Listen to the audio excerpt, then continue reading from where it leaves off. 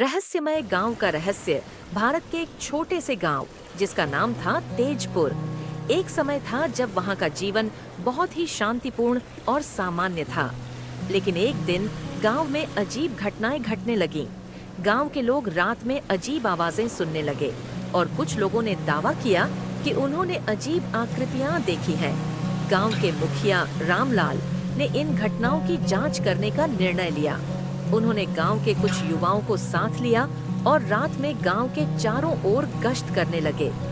एक रात जब वे गश्त कर रहे थे, उन्होंने देखा कि गांव के पुराने मंदिर के पास कुछ अजीब हो रहा है। मंदिर के पास एक रहस्यमय रोशनी चमक रही थी और वहां से अजीब आवाजें आ रही थीं। रामलाल और उनके साथी धीरे धीरे मंदिर की ओर बढ़े। जब वे मंदिर के पास पहुंचे तो उन्होंने देखा कि वहां एक गुप्त दरवाजा खुला हुआ था। वे दरवाजे के अंदर गए और देखा कि वहां एक गुप्त सुरंग थी। सुरंग के अंदर जाते ही उन्हें एक बड़ा कमरा मिला जिसमें कई पुरानी किताबें और दस्तावेज रखे हुए थे। इन दस्तावेजों में गांव के इतिहास के बारे में कई रहस्यमय बातें लिखी हुई थी।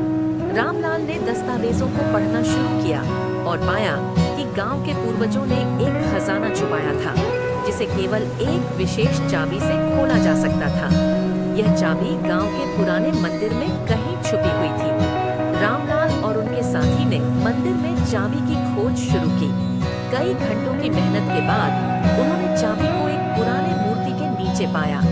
उन्होंने चाबी को लेकर दस्तावेजों में दिए गए निर्देशों के अनुसार खजाने की खोज शुरू की। खजाना गांव के पास एक गुफा में छुपा हुआ था। जब वे गुफा में पहुंचे तो उन्होंने देखा कि वहां एक बड़ा ताला लगा हुआ था। रामलाल ने चाबी से ताले को खोला और देखा कि वहां एक बड़ा खजाना छुपा हुआ था। खजाने में सोने, चांदी और बहुमूल्य रत्न थे।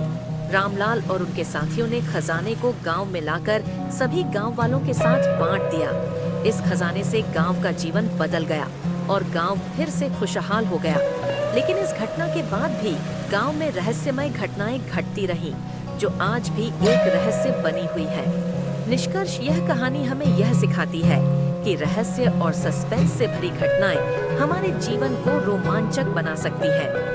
यह भी दिखाती है कि साहस और धैर्य से हम किसी भी रहस्य को सुलझा सकते हैं। अगर आप हमारे चैनल पर नए हैं तो कृपया लाइक और सब्सक्राइब करें। इससे हमें और भी बेहतरीन कंटेंट बनाने में मदद मिलेगी। धन्यवाद।